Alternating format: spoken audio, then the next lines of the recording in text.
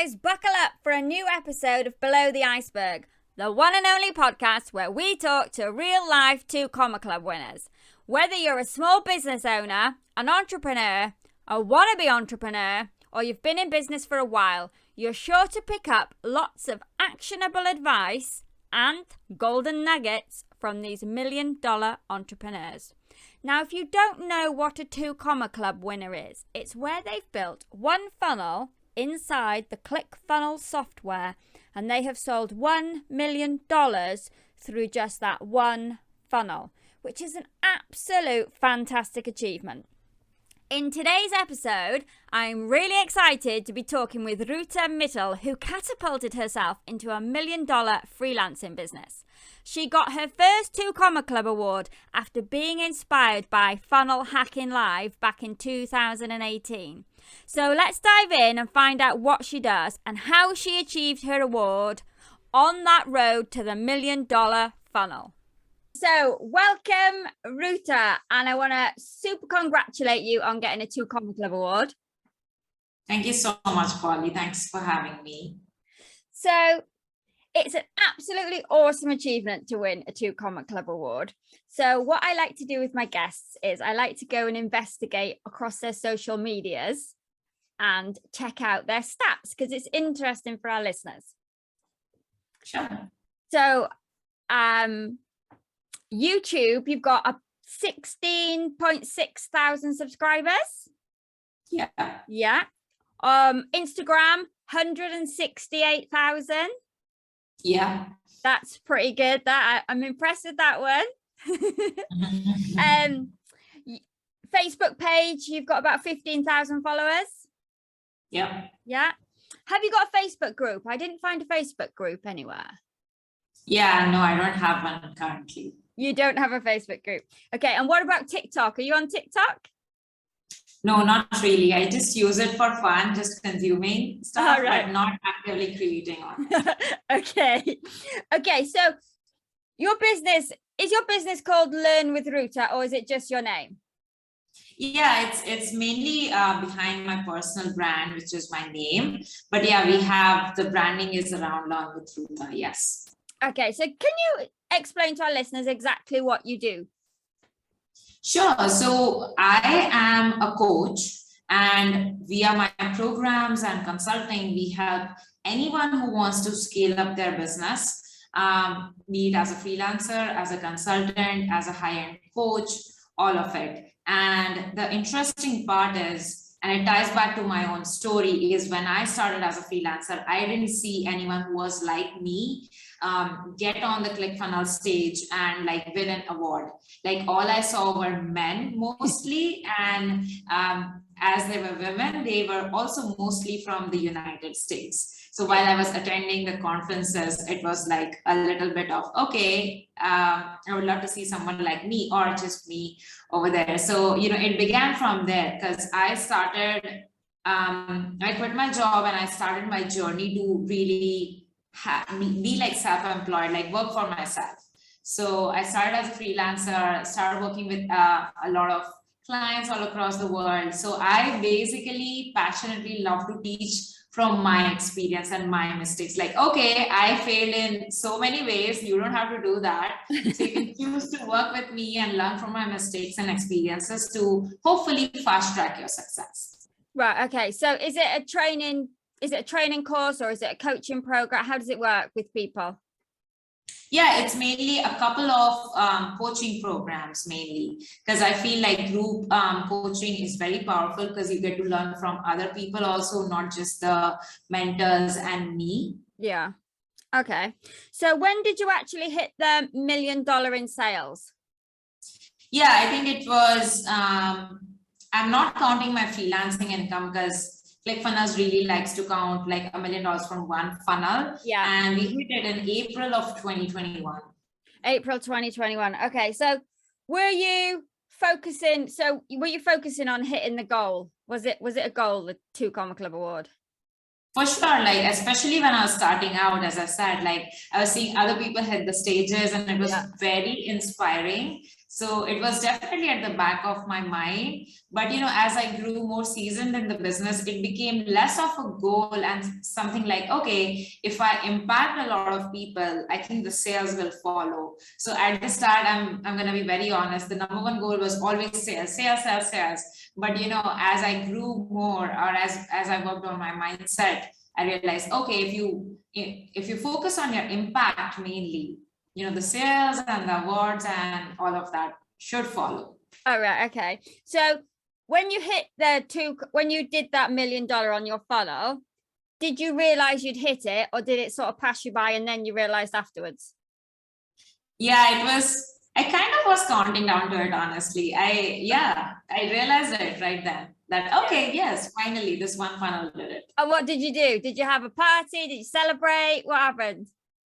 Yeah, it was more of like, OMG, this was this goal from day one. I finally made it happen. And I was like, okay, what else can I do more? So like I actually felt a little bit legit, you know what I mean? Like it doesn't make any sense, but it did feel like, okay, yeah, we did something. And like all of the hard days were worth it. Okay. And did you have a team when you hit that? Did you have a team? Yeah, sure. We had like 5 people then. And yeah, I basically sent a message across the team, and like we celebrated over there and they congratulated me, and like I could not have done it without my team. Right. And it absolutely is a team effort. Even though the branding is my personal brand or behind my name, I still could not achieve anything without my team. Oh yeah, definitely. So let's do a little bit of a rewind now. We're going to go back to your childhood. What was your childhood look like? Sure. So I come from a small town in India, and I was a straight A student in from the 1st grade to the 10th grade. But then I was like, my parents are proud and happy and all of that. I was also like involved in a lot of extracurricular activities like learning dancing and debating and going to play basketball for the state levels and all of that. So it was fun. But then I kind of got bored of, just hitting straight A's. I'm like, okay, this is just, I don't feel like, I felt like I was being forced to do that. So, and then I went to college, got in a good college, and there in my very first semester, like I hit like 4 CGPA out of 10, not out of 5 or out of 10, which is like so bad. Like the college kicks people out when they hit, something like that. So I barely made it, and didn't get kicked out. But then kind of that was the realization to take things seriously and like get back into the game a bit.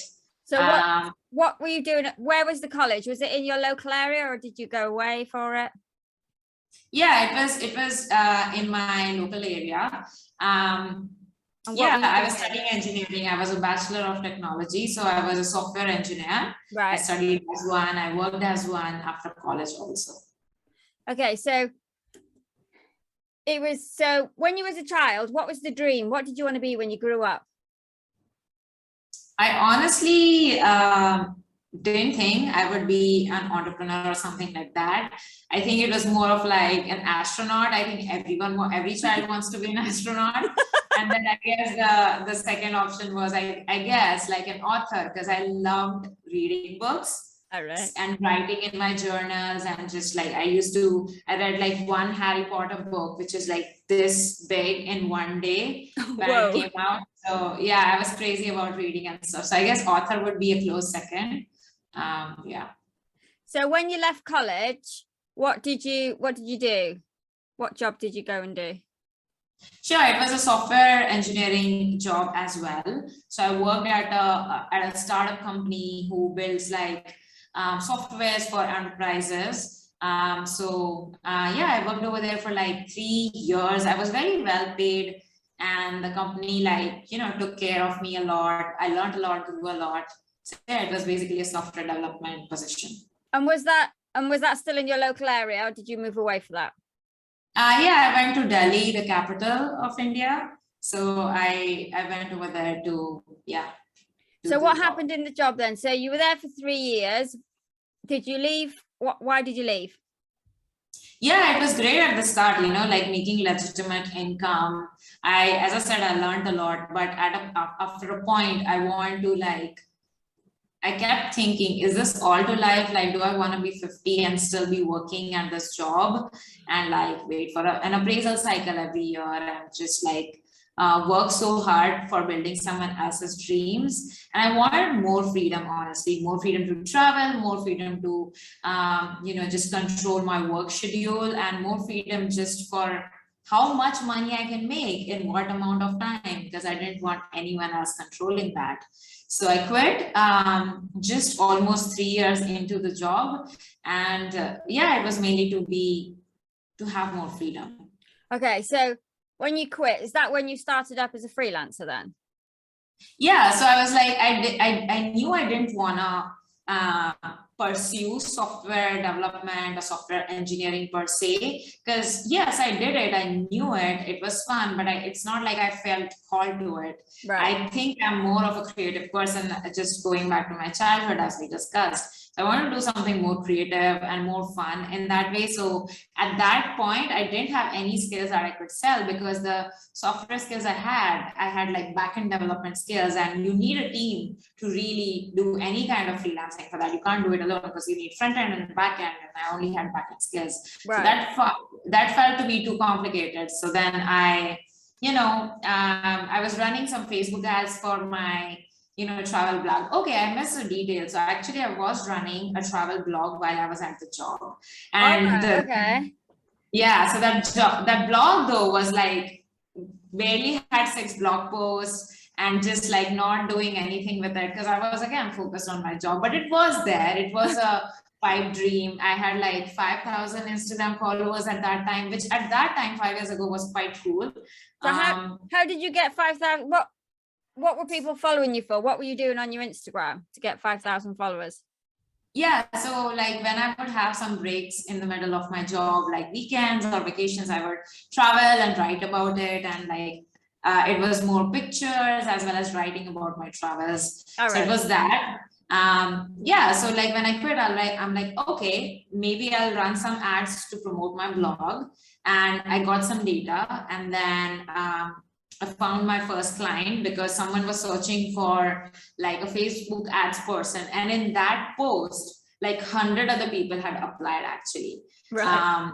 And everyone was more experienced than me, because as I said, I had no experience. I had just like ran one campaign to promote my blog. So I was like, okay, let's just like, what am I going to lose by applying? So I did. I sent some screenshots over, and the client weirdly and surprisingly accepted my offer, and I got my first client as a freelancer then.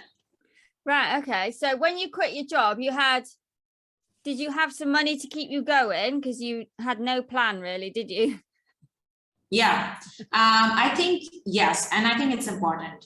Like I was very intentional about that. I didn't want to like jump in and be like, I don't know, stupid about it, that you jump in and quit your job without any like safety backup. So I did have like 12 months of just expenses in my bank account to take care of me. And I kind of promised my parents, because Indian parents are a little bit like, why the hell would you quit a high-paying job? Are you nuts? Are you stupid? So, I had a deal with my parents that, all right, give me 1 year, let me figure this out. And if nothing works out, I'll just go back to this job. It's fine. So I had 1 year to kind of prove myself and funds to sustain me. But thankfully, I got my first client within like 2 months of quitting my job. So all right. And what were they doing? What were you going to do for them? Run Facebook ads?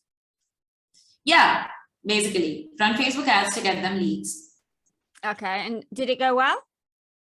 Yeah, it did. And then like that was, I feel like for anyone listening also, like your first client is very important, because it's that one yes that can change your life forever. Like I'm still grateful to that first client. So it turned to getting my second client, third client, and so on and so forth. So then I did $100,000 as a freelancer in the first 2 years of my business. So I became a 6-figure freelancer. I worked with clients all across the world. And the first client also I got was from the US. And yeah, like it was pretty cool to have like a ton of awesome business owners, and to be able to support them was pretty cool. So were you just doing Facebook ads for everybody, or were you doing different things? Yeah, at the start, I dabbled with a lot of things actually. I would do like Facebook ads, SEO, all of that. But then I really found that, I did not like certain things. And also there were some skills which were recurring and they would pay you month after month. For example, SEO one time, website one time. So I figured out a combo where I would get one client and have them work with me for months and months on end. And that combo was, I found that really worked well for me, was Facebook and Instagram ads and then sales funnel. So combining both, because if you really think about it, ads itself are not important, are not the only important thing. Your funnel also needs to convert. So what I used to do was, at the start, I used to provide ad services, and then their funnels will not work, or their funnels they were taking care of. And so the ads were working, but the funnels were not converting. So then I thought, okay, let me just learn funnels also, because running ads is not giving them the results, and I want to give them results. So that's when I kind of came into the Russell Brunson world, read his books, attended the conferences, and all of that stuff. So how did you find ClickFunnels? I think probably just on social media, I guess, like heard people talking about it, especially the book, like the .com Secrets book. A lot of people loved it back then, still do, but at that time, a lot of people were talking about it. And how were you finding your clients when you first started? What were you doing to find them? Yeah, I was hanging out in Facebook groups and networking. All right, okay. So what was your first funnel like that you built? Did you build one for yourself first, or was it for a client? Yeah, for sure. It was for clients. So I used to build funnels. So it was mainly, I guess, lead gen funnels, webinar funnels, VSL funnels, self-liquidating offer funnels. Built a lot of funnels for clients, yes. Well, at the start, they were very ugly. I'm going to be very honest. They were very ugly. But, I got better with time. So were you niching down at the time, or were you just doing it for different things, different people and different things? Yeah, I'm not sure if I'm a huge proponent of niching down, because I love freedom just in life and everything. So I used to try a lot of things. I used to experiment a lot, but I do know that once you figure out once you have the lay of the land, it's easy to stack your testimonials or stack your wins if you're known for one thing. So then there came to be a point where I was the go-to person if anyone wanted to grow on Instagram. So I get tagged about it still to this day. Years after, like, I don't offer any services for Instagram growth anymore, but years after that, I still get tagged, because I was known as the go-to person for Instagram growth for such a long time. So it definitely helps when you know what you're good at and you're able to get a lot of testimonials, stack your wins, and then you're known as the go-to person. So there's really no competition. When people used to think about Instagram growth, one person would come to their mind, they would tag me, and it's so easy to get clients as a referral, you would agree. Right, okay. So were you just growing their accounts for them then, or were you still doing the funnels with that? Yeah, so then I was also I was not just helping them grow their following. It was more about, hey, let's be strategic and let's target, people who are actually going to become your leads and customers, not just likes and followers for the sake of it, but real customers come out of it. So that was my unique angle. That was my novelty with it. And that was what made me stand out among other people who were just offering social media services or Instagram services. Right, I see. So how long did you do that as a freelancer then? How long, so you said you hit 100,000, was it, or 200,000? Yeah, $100,000. So it was across a period of 2.5 years. All right. Were you still just doing that alone, or did you have some help did you start building a team then, or? Yeah, I was alone. I just had one part-time help, which is way into the business. So just one part-time contractor, and it was all me most of the time. Yes. So were you working a lot of hours then? For sure. And mainly, as I said, I'm currently based in Singapore, but at that time I was based in India. So just working with clients who had different time zones than me was a bit of a challenge. So yeah, it was just crazy pants. I used to sleep at 3 a.m. and just do all sorts of crazy things, but it was worth it, I guess. So when did you go to your first, so you went to Funnel Hacking Live? Yeah, it was, I think 2018 was the first year that I attended. Okay, were you still a freelancer then? Yeah. Okay, so what was the switch then that made you decide to become a coach? Yeah, so it was, well, number one, as I said, like seeing other people hitting the stage and just seeing their stories and all of that. It was that people were hitting the 2 Comma Club and the 2 Comma Club X and all of that. It was, yes, they were making a lot of money and they were wealthy, yes, but they were also making a lot of impact. I realized that there's a limit to how much I can scale by doing one-on-one services. And well, my impact is limited, and hence the wealth that I can create is also limited. So then I realized, okay, I'm working so freaking hard to serve all of my clients. What would it be like if I worked so freaking hard for myself to build my own funnel? And by this time, you know that I had multiple experiences with funnels, ads, social media growth, everything, literally. It all was kind of leading up to that. So then I felt like it was the right time to kind of scale and do something of my own. So was there a certain thing that made you, was there somebody, I don't know, what was the switch though? Was it something you heard at Funnel Hacking Live, or did you have a mentor that suggested it to you, or what was it that made you suddenly decide? Yeah, I'll say that it was a lot of things, but one thing comes to mind when you ask me that is I was working with clients, and one of my clients was doing really well, and with our help, with our agency's help, they did like a 6-figure launch. So they did like $100,000 in sales in 1 month. And obviously I was paid a fraction of that. And obviously they had a really good offer and a really good product market fit. But I was like, okay, if they can do it, and with all of it, with my help, if they can do it with my help, then I can do the same thing with my help too. So like that was the switch. I'm like, okay, I'm making a fraction of the amount, working for others and serving others. And it's just much better to do it for my own funnel. Okay, so what did you do first then when you decided that was what you were going to do? How did you launch?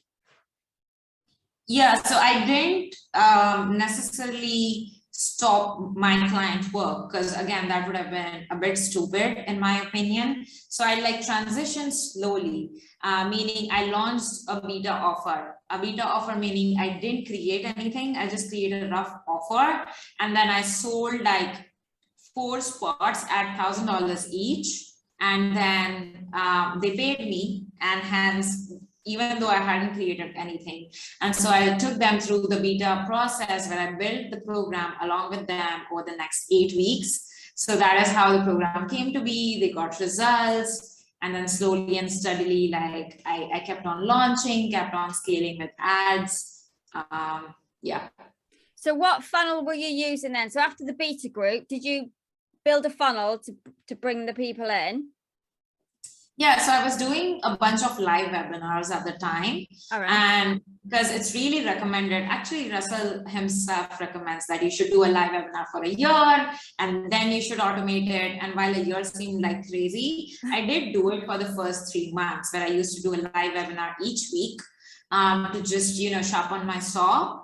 And then when I felt like, okay, this is good enough, I turned the live webinar into an auto webinar funnel. Okay, so people can come and join your group at any time now. Correct. Okay, so you still have the webinar running now? Is that how you still bring your clients in now? Yeah, so we are in the process of like changing up our funnel, but the webinar was active up until the last month. Yes. So the 2 Comma Club award was won from a webinar funnel. Correct. Yes. So how did it work? Was it an hour? Yeah, it was 2 hours because it was not a VSL, but a direct, like they could buy directly on the webinar. So I think 2 hours was a really good time to build trust from someone who didn't know you to just build up the trust during that 2 hour process. So then at the end of the evergreen, like then does a button pop up and takes them to the order page? Yeah. Yeah. Okay. Cool. So how many students have you had through your program now? When did you start that? What period are we talking? Yeah, I started my program around like April of 2018. So it's been what, 4.5 something years, and 2,100 people have gone through the program. Awesome. And then what results are they getting? Yeah, it's so interesting, and I'm so passionate about this. So, like while we have made $1 million via that funnel, our students have also made $1 million by implementing the course. So, like they have collectively gotten clients worth of $1 million. But interestingly, on top of that, they themselves have worked with their clients, and their clients' revenue has been over $10 million. So, collectively, the marketing accelerator framework has generated like $11 million in sales for our customers and their own customers. So like we have like first degree results and second degree results that we have tracked, because a lot of people, like we have sent applications and surveys, and honestly, this is still a fraction of the results. Like only 10% of our customers responded to those surveys, and these are just those numbers. But we try to be like, try to act from integrity. So we will only report the data that we actually got. Right. But I'm sure there are so many people doing awesome things. But yeah, $11 million out of like all customer results in one program, I think that's pretty cool. That is fantastic. That's really good. So on the program, it's teaching people to do what you did. Is it basically? Correct. Yes. In my freelancing days, what exactly I did to become a 6-figure freelancer. That's pretty cool. So what do you think's been your biggest hurdle that you've had to overcome on your journey so far? Do you mean in my freelancing days or as a coach? Yeah, well, as your entrepreneurial journey. So when you left your job and then you were out on your own, what's been your biggest hurdle? Yeah, I think in my freelancing days, it was income roller coaster, because like 1 month I would make 500, the next month I would make $5,000, and the other month I would make 0. So that was pretty, just hard and annoying and all of that. And then in my coach days, I would say like, we scale the funnel with ads, right? So with our ads, like a lot of people would comment nasty things. And I personally am like, sensitive to all of that, so they would comment on my looks or my accent or my all sorts of things. So that used to really affect me, and I didn't know that that's the reality. Like that's what everyone goes through. Anyone who has done anything of note will have people critiquing, especially people who are sitting on the sidelines and critiquing, because they don't have the audacity or the skills or the mindset to actually do the thing that you're doing, and probably they feel triggered by you. So all of these mindset work and all, I didn't know it by that. So I took it very personally, like, oh, there's something wrong with me. And I was so closely on the verge of giving up because of that. But thankfully I didn't, because all of these mindset realizations happened after that. Yeah, so how did you overcome that then? What did you do to overcome that? Yeah, so it was really hard. I spent months wallowing, being, sad, depressed, all of that. But, just went through like kind of observed what other people were doing, and how anyone who has done anything of note, be it your, most popular authors or, just your movie stars or literally anyone, will have people commenting on it, especially people who have done nothing of note. So I kind of realized that. I will still say it is still hard to, listen to that, read all of that. But now I know, like I can still read through them and gain feedback. So now I listen to it from the lens of what can I learn from this? What can I do better? And I just take the feedback from it, and then I just bless and release, don't think about it then. Yeah. So are you do you only run Facebook ads, Facebook and Instagram ads to your webinar? Or do you use any other types of ads? That's what we currently use. Yeah. And how do you think Facebook ads are doing now since the last 12 months? Have your ads been affected? For sure. Yeah, it's been a roller coaster for sure. And definitely we struggled a bit in the last few months about that. We then came up with like to see what we can do, like do we need to change our funnel, do we need to improve our tracking and all of that. So it's definitely, you know, business has is like business will always keep you on your toes, and this is one of those things. But yeah, they're definitely less effective as before if you still are doing the same things that you were doing 1 year before. So if you shift things up, there are more chances of it working out. Yeah. Have you thought about doing YouTube ads? Yeah, we are definitely considering it. We did do a bit of YouTube ads the last couple of months, but yeah, we are looking to scale up that. Yeah, awesome. So has there ever been a time where you thought about giving up on this when you were a freelancer? Was there a time where you thought, I'm going to go back and get a job? Definitely, just, you know, when income roller coaster used to happen, it was very tough. I felt like, you know, 1 month you're making $5,000 especially as a new freelancer, that was quite good. And the next one you're making nothing. So that was when I was like, oh, a stable job is so much better. Like it's just so much easier. Why am I even doing this and torturing myself? So for sure, that was definitely hard. And I think probably every freelancer can connect with that. Yeah. What was the driving force that kept you going though, when you had those 0 months, say? What was the thoughts in the back of your mind that kept you going? I guess I just really always kept my why at the back of my mind. Like, why did I quit? Why did I do all of this? Like, there was a strong reason, right? To get more freedom, to have a better life for myself, for my future family, to make a lot of impact as well as make a lot of money. And it was like always at the back of my mind. And yeah, like I feel like everyone goes through their down days and feels like giving up, but it's just about people who make it are all about like, okay, I'm not gonna give up no matter what. And yeah, those are the people I think inevitably who will get to win, because it's not about that if you will win, it's about when. That's what I believe, that probably you are feeling down because you have this unrealistic sense of time that, okay, I need to make $1 million in the next 5 months, otherwise I'm a failure.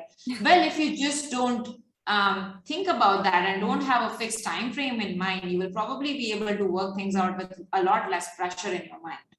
Yeah, definitely. That's a good tip. So what do you think's been your biggest achievement on your entrepreneurial journey?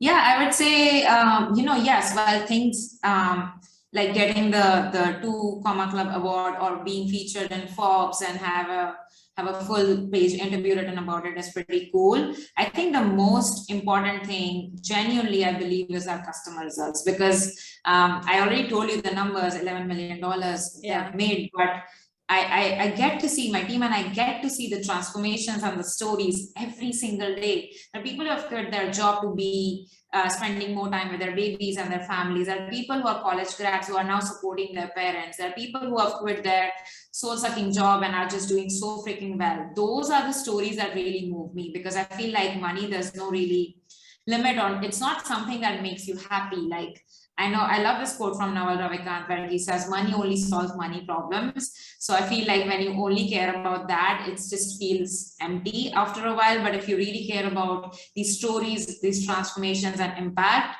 they really stay with me. Yeah. So what's your focus now for 2022?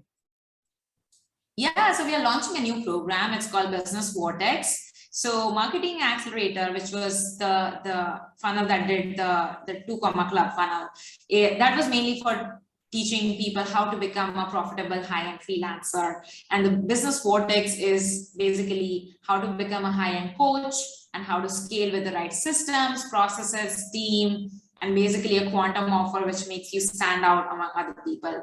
So basically what I've been doing for the last 3 years is now what I'm all putting into that program. And it's important to say I didn't launch any new offer in the last 4.5 years. And it's only now that I'm launching a new offer, because I was like obsessed with making that that offer as good as possible so we can get the max results for our customers. So I'm excited to do something new for the first time after a while. Yeah. So going back then, so the one product that you've been doing, so did you only have one funnel? Because Russell says only have one funnel, doesn't he? And make it the best. Yeah. So is that what you did? Exactly. I definitely listened. I think, and this is true for my students and customers also. I think people who listen get results so much faster and so much better. So yeah, listen, I focus and obsess with just one offer and one funnel and try to make it as best, as world class as possible. And yeah. And did you have any upsells on your offer, or was it just the program? Yeah, we didn't have any upsells, mainly because also like my payment gateways are based in India. So it's not as easy as, just connecting Stripe to your ClickFunnels and just adding upsells, downsells, all of that. It's not that easy. So I didn't. So I just kept things very simple. All right. Okay. So I have one last question for you. If you're going to be an animal for 24 hours, what would you be and why? That's such an interesting question. I think a wolf. I feel like the wolf is my spirit animal. I feel called to it, mainly because of the concept of the wolf pack, wherein, there's the alpha wolf and then they go out and find the path for other people, like for the other wolves, and then they come back and they share it with the rest of the wolf pack. And the wolf is mainly also known as a pathfinder, which I feel like kind of resonates with me, because I feel like a pathfinder. Because I said at the start, I make mistakes, I figure out the way, and I probably teach it to other people so that they can get better results. So I would say that. That's a good, I like that. It's a good correlation, isn't it? So thank you so much for taking your time out to speak with me today and sharing your story. If anybody's listening who'd like to find out more about what you do, where do they need to go? Yeah, so you can go to my website called learnwithroota.com. So that's learn with, Roota is spelled as ROOTA.com, or you can find me on Instagram at Roota Mittal. Awesome. So fantastic. Thank you so much. Awesome, Polly. Thanks so much for having me. Have a great day. Thank you for listening. I really hope you enjoyed today's episode. If you did, please take a moment to leave us a 5-star review and subscribe to the podcast on your podcast software. It really helps us rank the podcast and get more listeners. And if you're over on YouTube, please subscribe and hit the bell. Every Friday, 8 a.m. GMT, we release a brand new episode. And until then, have a good one.